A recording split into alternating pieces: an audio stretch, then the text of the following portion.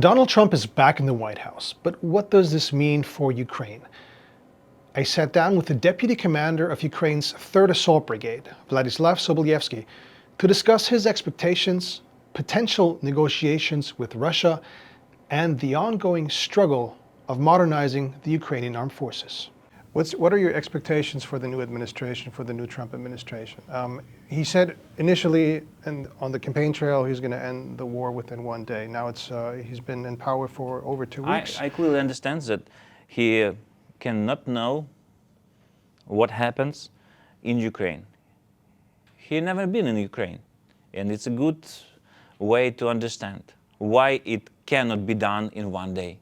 I have good expectations about Trump administration, and it's not like believing in God, but it's about his psychological portrait. He's a winner, and But does he want to win for himself or win for Ukraine? That's the question. Clear question is what his win will be, like how it will looks like what. I can remember that Trump is the first first president who shaked Kim Jong-un hand, and he have been in North Korea, like in few meters. But now North Koreans fighting Ukrainians in Kursk region. The main fear of American society become reality for Ukrainians. There are a lot of people here in Washington, D.C. also who believe perhaps that him being such a strong man, perhaps him being so unpredictable is gonna help Ukraine because it's gonna impress Putin. Is this the language that needs to be spoken, you think? Is escalation necessary from the American side? I think it's about the way he doing his negotiations and being unpredictable. It's clear for us, and who's smart, he is ready for this. We can wait for a while for Trump to make some agenda for Putin and making proper negotiations also with Ukrainian side. We have to be in negotiations because no one knows context better than us.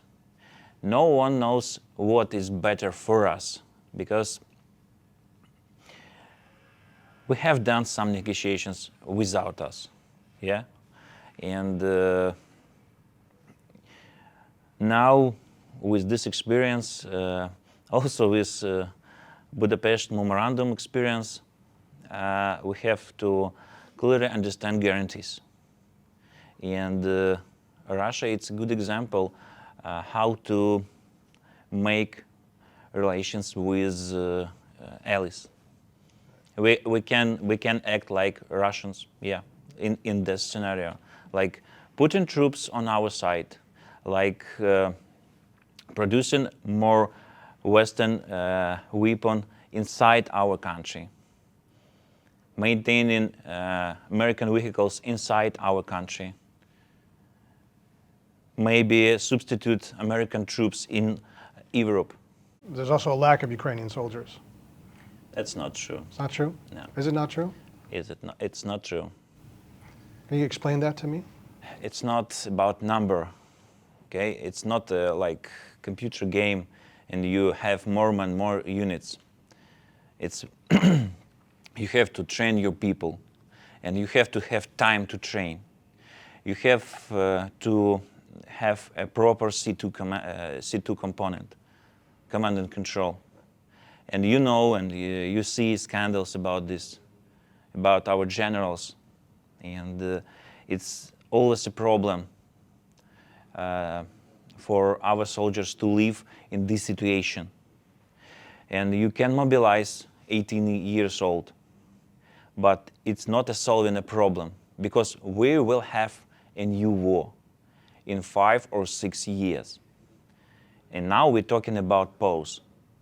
And this pause needed to reinforce, to build our economy with allies, to bring in all the population evacuated from Ukraine. And if we build strong Ukraine in 5 years,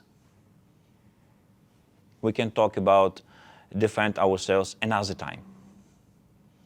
But if we will mobilize now 18 years old, we will retreat foot by foot, like now.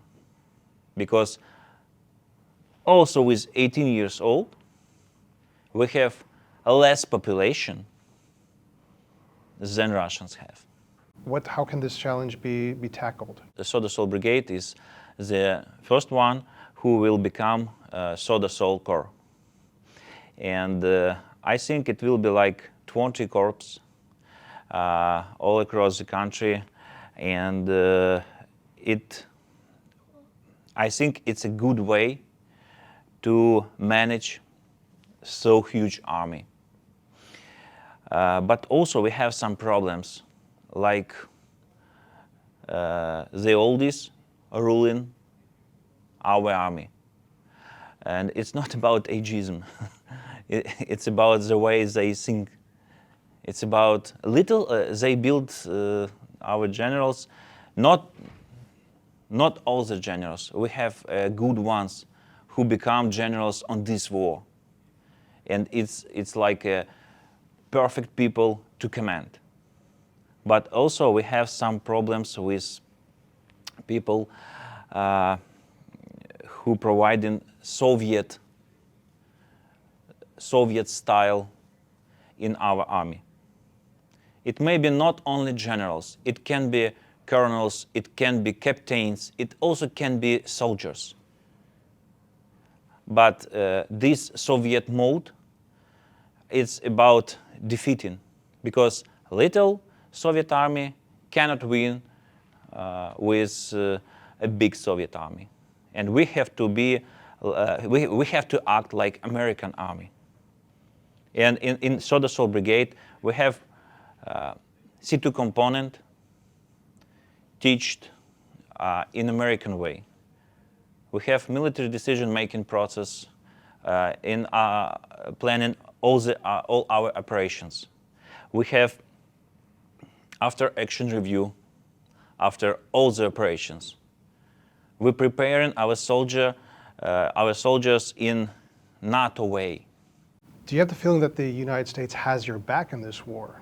Ukraine surviving, but not definitely. winning. But the problem is we are part of political agenda now, like a clash between Democrats and Republicans.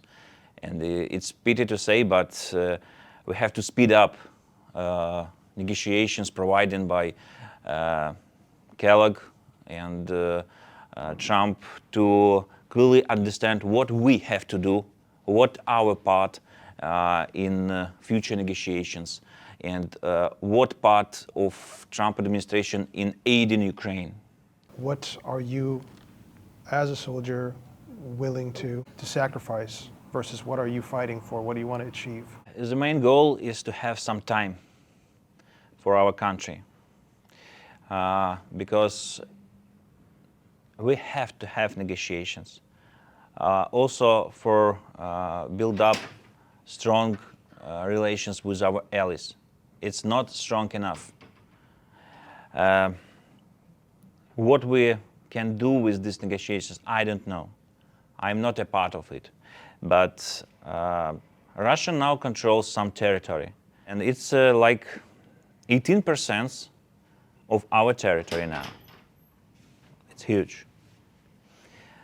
But when we're talking about pause, when we're talking about stopping the war, people like me understand that it's about only a pause. And we will fight again. When I have talked in this way in 2017, I was like a crazy man.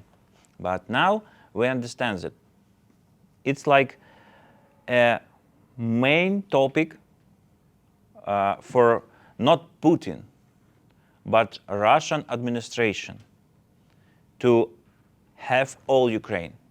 You cannot build Russian Empire without Ukraine. I think it will be exchange Kursk region to nuclear power plant.